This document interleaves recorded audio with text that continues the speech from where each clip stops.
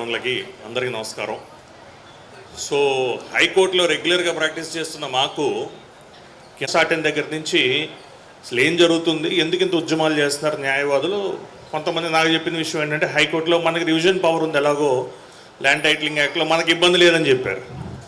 అంటే నాకు కాసేపు నవ్వొచ్చింది. అంటే మన కోసం మనం ఉద్యమాలు చేస్తున్నామా, ప్రజల కోసం ఉద్యమాలు చేస్తున్నామా అని. ఎందుకంటే మన కోసం మనం చేసే ఉద్యమాలు ఏవి ఎక్కువ కాలం నిలవవు. మనం చూసాం, చాలా ఉద్యమాలు చూసాము, నీరు గారిపోతాయి. సో ఎప్పుడైతే మనం ప్రజల కోసం ఉద్యమాలు చేస్తామో ఆ ఉద్యమాలు ఎక్కువ కాలం ఉంటాయి. ఇప్పుడు ఇందులో ప్రజల కోసం చేయాల్సిన ఉద్యమం ఏంటి అనేది మనం అర్థం చేసుకుంటే, రాజ్యాంగం అనేది the supreme law of the land is the constitution. నేను కొద్దిగా ఇంగ్లీష్లో కూడా మాట్లాడే ప్రయత్నం చేస్తాను, క్షమించాలి ఎవరన్నా అంటే దాన్ని ఫాలో కాలేకపోతే. Every law shall comply with the provisions of part 3 and the provisions of the Constitution of India, the articles of the Constitution of India. ఇనీషియల్గా ప్రాపర్టీ రైట్ అనేది ఒక రాజ్యాంగంలో ఒక ప్రాథమిక హక్కుగా భావించినప్పటికీ తర్వాత రాజ్యాంగంలో ఒక లీగల్ రైట్గా 300A కింద భావించడం జరిగింది. ఏ చట్టం ఏ ప్రభుత్వం తీసుకొచ్చినా, ఏ జీవో ఏ శాసనసభ తీసుకొచ్చినా, ఏ చట్టం లేదా ఏ జీవో ఏ ప్రభుత్వం తీసుకొచ్చినా అవి రాజ్యాంగబద్ధంగా ఉన్నాయా లేవా అని చూడాల్సిన అవసరం ఉంటుంది. That is the fundamental test that one has to conduct. Otherwise it will fail in the judicial scrutiny. అంటే జ్యుడిషియల్ రివ్యూ అనేది ఉన్నది అంటే న్యాయ సమీక్ష అనేది చేసే ప్రతి చట్టానికి, తీసుకొచ్చే ప్రతి జీవోకి న్యాయ సమీక్ష ఉన్నది అని తెలిసి కూడా ఇట్లాంటి లోపభూయిష్టమైన చట్టాలు తీసుకురావటం ఏమిటి అనేది first question, fundamental question that needs to be asked. అంటే ప్రభుత్వానికి ముందే తెలుసు. ఇక్కడ నాకు వచ్చిన అన్నిటికన్నా చాలా బాధాకరమైన విషయం ఏంటంటే, ఇది హైకోర్టు దృష్టికి వచ్చినప్పుడు పబ్లిక్ ఇంట్రెస్ట్ లిటిగేషన్స్ ద్వారా కానీ లేదా రిట్ పిటిషన్స్ ద్వారా కానీ హైకోర్టుకు వచ్చినప్పుడు నేను అసలు ల్యాండ్ టైటిలింగ్ యాక్ట్కి సంబంధించిన స్వరూపాన్ని చూడటం జరిగింది. చూసినప్పుడు నాకు అనిపించింది ఏంటంటే, the most regrettable aspect is the advocate general is the voice of the state government before the honourable High Court. Learned advocate general గారు ఒక రాష్ట్ర ప్రభుత్వాన్ని హైకోర్టు ముందు రిప్రజెంట్ చేస్తుంటారు. ఆయనే వచ్చి ఇప్పుడు ఇరుపక్ష వాదనలు విన్న తర్వాత న్యాయస్థానం ఏదన్నా ఒక డెసిషన్ ఇస్తే at least on the merits decision వచ్చింది అన్న ఫీలింగ్ ఉంటుంది మనకు కూడా. లర్నెడ్ అడ్వకేట్ జనరల్ గారే వచ్చి మీరు ఇందులో స్టే ఇచ్చేయండి అని అడిగే దుస్థితిని రాష్ట్ర ప్రభుత్వం ఒక అడ్వకేట్ జనరల్ గారికి కల్పించటం, మేము దీన్ని ఇంప్లిమెంట్ చేయట్లేదని వచ్చి చెప్పేయటం, దీని మీద మీరు ఏమన్నా డెసిషన్ తీసుకోవాల్సిన అవసరం లేదండి, ఇంకా రూల్స్ ఫ్రేమ్ కాలేదు అని చెప్పటం. అంటే ఒక అడ్వకేట్ జనరల్ గారు లాంటి స్థాయి ఉన్న వ్యక్తి ఒక స్టేట్ గవర్నమెంటే న్యాయస్థానం ముందు మేము ఓడిపోతున్నాము, వీఆర్ క్విట్టింగ్ దిస్ గేమ్ అని చెప్పే పరిస్థితిని ఈరోజు ఈ రాష్ట్ర ప్రభుత్వం ఇలాంటి లోపభూయిష్టమైన చట్టాలను తీసుకొచ్చి చేస్తుందా అనే ఇబ్బంది మాత్రం నాకు చాలా ఉంది. అంటే fundamentals of legislative making, fundamentals of enactment of a law that itself is been thrown to winds.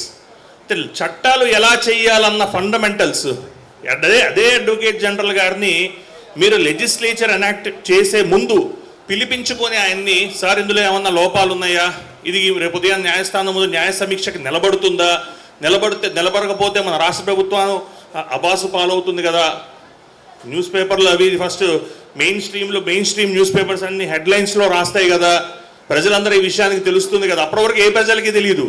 ఎప్పుడైతే దీన్ని మేము ఇంప్లిమెంట్ చేయమని చెప్పి రాష్ట్ర ప్రభుత్వం న్యాయస్థానం ముందు చెప్పిందో ఆ రోజు అన్ని న్యూస్ పేపర్స్ ఫ్రంట్ లైన్స్లో రాసేసరికి, హెడ్లైన్స్లో వచ్చేసరికి ప్రతి ఒక్కరికి అర్థమైపోయింది, ఓ ఇది ఒక చట్టం తీసుకొచ్చారు, ఈ చట్టం అమలు చేయమని రాష్ట్ర ప్రభుత్వమే అడ్వకేట్ జనరల్ గారి ద్వారా రాష్ట్ర ఉన్నత న్యాయస్థానమైన హైకోర్టుకి విన్నవించుకుంటుందని. ఇంతకన్నా సిగ్గుమాలిన, I'm sorry to use this word, ఇంతకన్నా సిగ్గుమాలిన చర్య రాష్ట్ర ప్రభుత్వానికి ఉంటుందండి.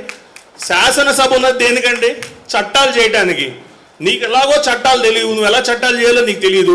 తెలియనప్పుడు నీ అడ్వకేట్ జనరల్ గారినో, నీ గవర్నమెంట్ లీడర్గా ఫర్ రెవెన్యూనో, లేదా నీ ఏజీపీ రెవెన్యూనో, లేదా నీ స్టాండింగ్ కౌన్సిల్నో పక్కన కూర్చోబెట్టుకొని ఈ చట్టం చేయాలనుకుంటున్నావు, దీనిలో ఈ ప్రొవిజన్స్ పెట్టాలనుకుంటున్నావు, ఈ చట్టం లీగల్ మస్టర్ పాస్ అవుతుందా లేదా, న్యాయ సమీక్షకు నిలబడుతుందా లేదా అని కనీస ఇంగిత జ్ఞానం లేకుండా చట్టాలను తీసుకొచ్చి ఈరోజు ఇంతమంది న్యాయవాదులు ఈరోజు ఇక్కడ ఒక సభ పెట్టుకొని ఇలాగా ఎండలో కూర్చోవలసిన పరిస్థితి కల్పించింది ఎవరండి? సిగ్గుమాలిన రాష్ట్ర ప్రభుత్వం కదా. కనీసం చట్టాలు ఎలా చేయాలో తెలియని వాళ్ళు మనల్ని పాలిస్తుంటే నాకు సిగ్గేస్తుంది. నీకు తెలియదు, సరే నీ అడ్వకేట్ జనరల్ గారు ఎందుకున్నారు? లర్నెడ్ మ్యాన్, శ్రీరామ్ గారు ఈజ్ అ లర్నెడ్ మ్యాన్. ఆయన కూర్చోబెట్టుకొని నేను కనీసం అర్థం చేసుకోవాల్సిన పరిస్థితి నీకు లేదా? అంటే జనాల్ని కన్ఫ్యూజన్లోకి నెట్టేయటం తీసుకురావటం. మన ఇది ఇంకొక ఇష్యూ కూడా, ఏదో నోటిఫికేషన్ తీసుకొచ్చారు, డిఎస్సి నోటిఫికేషన్ ఏదో, దానిలో కూడా మీరు స్టే ఇచ్చేయండి అని అడ్వకేట్ జనరల్ గారు చెప్తున్నారు. ఇంతకన్నా దిక్కుమాలిన చట్టాలు ఇవి. ఖచ్చితంగా ఈ చట్టం మీద రాష్ట్ర ప్రభుత్వం అవలంబించిన వైఖరి చాలా చాలా చాలా సిగ్గుచేటుగా ఉన్నది. ఖచ్చితంగా this law will not pass the legal muster, it will not stand the legal scrutiny, it will fail sooner than later before the court of లా.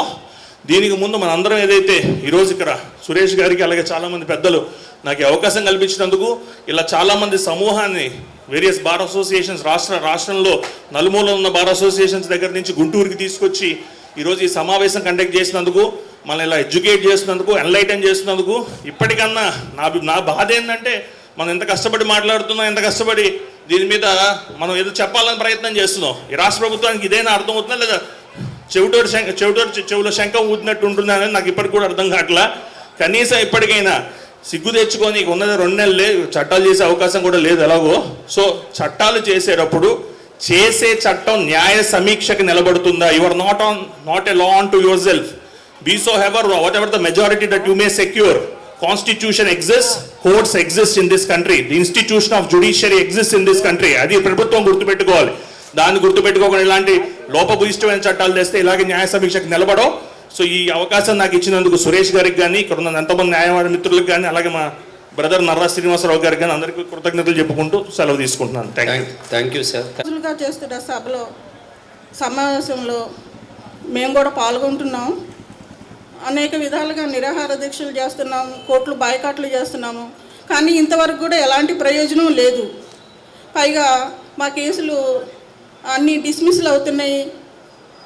దానికి సంబంధించి మా కక్షిదారులు కూడా చాలా బాధపడుతున్నారు. నా అనుభవంలో ఉన్న నా సొంత విషయం ఒకటి మీతో పంచుకోవాలని నేను ఇక్కడ నిలబడి ఉన్నాను.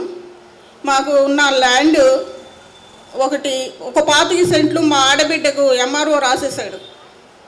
టైటిల్ డీడ్ కానీ 1B బుక్లో కానీ మొత్తం మా వారి పేరే ఉన్నది. అయితే ఇదేంటి మాకున్న ల్యాండ్ని మా ఆడపడుచుకు ఎందుకు రాశారని నేను క్వశ్చన్ చేశాను ఎంఆర్ఓని. క్వశ్చన్ చేస్తే ఫేక్ డాక్యుమెంట్లు చూపించి ఇది ఒరిజినల్ అనేసి చూపించింది. అందుకని ఆమెకు 25 సెంట్లు నెట్లో పెట్టేశాను అని చెప్పాడు.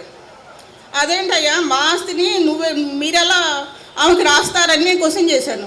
క్వశ్చన్ చేస్తే తిక్కగా మాట్లాడితే నాకు తిక్క వచ్చింది. తిక్క వచ్చి నీ ఆస్తి ఏమైనా ఉంటే రాసేసుకో పేరున, మా ఆస్తి రాయడానికి నువ్వెవరన్నా అంటే, అదేంటమ్మా నేను ఆఫీసర్ని, నువ్వు ఆఫీసర్ అయితే నేను లాయర్నే, నా ఆస్తి తీసుకెళ్ళి వేరే వాళ్ళకి ఎందుకు కట్టబెడతావు అనేసి గట్టిగా వేసుకునేసరికి 10 నిమిషాలు వాదోపవాదాలు జరిగినాయి. తర్వాత మళ్ళీ వెంటనే ఒక పావు గంటలో మొత్తం నెట్లో మార్చేసి మళ్ళీ మా పేరున ఇచ్చేశాడు. అలాంటి వివరం లేని ఎంఆర్ఓలకి ఈ ల్యాండ్ టైటిల్ యాక్ట్ని వాళ్ళకి ఇచ్చేస్తే పేద ప్రజలు ఏం చేయగలరు? ఒక లాయర్ విషయంలోనే ఇట్లా ఎంఆర్ఓ చేసిన రాంగ్ని పేద ప్రజలు ప్రశ్నించగలరా? ఆఫీసులని వాళ్ళు వెళ్ళి అడగగలరా? ఒకసారి అదే ఆలోచిస్తాను. కానీ ఈ యాక్ట్ వలన సామాన్య ప్రజలే కాదు, మనం కాదు, ఎవరైనా సరే చాలా ఇబ్బందులు పడతాము. ఈ యాక్ట్ కొనసాగటం వలన ఎప్పటికైనా ఈ యాక్ట్ రద్దు చేయడానికి మనం ఎంతవరకు వెళ్ళాలో అంతవరకు వెళ్ళి కృషి చేద్దాము. అలానే 2010లో మేము హైకోర్టు ఉద్యమం కోసం చాలా ఇదిగా ప్రయత్నాలు చేశాము, గేట్లు వేసాము, బాయ్కాట్లు చేశాము. అయితే ఆ విషయంలో మేము గేట్లు వేసి నిరాహార దీక్షలు చేస్తుంటే మమ్మల్ని అరెస్ట్ చేశారు, సెల్లో వేశారు. అయినా కానీ మేము ఆగలేదు. అలాంటి ప్రయత్నాలు చేసి ఉద్యమాన్ని ఇంకా ముందుకు తీసుకెళ్ళి మనం ప్రయత్నిస్తే కానీ మనం సక్సెస్ కాలేము. ఎంతప్పటికీ టెంట్లో కూర్చొని మన నిరసన తెలియజేయటం తప్ప రెండో విషయం మనం ముందుకు వెళ్ళట్లేదు. అందుకని ఇంకా ఉద్యమం ముందుకు పోవాలని, ప్రభుత్వం దిగి రావాలని, ఈ యాక్ట్ని రద్దు చేసే వరకు పోరాడాలని మహిళల తరపున నా విన్నపం. నమస్కారం. థ్యాంక్ యూ మేడం గారు.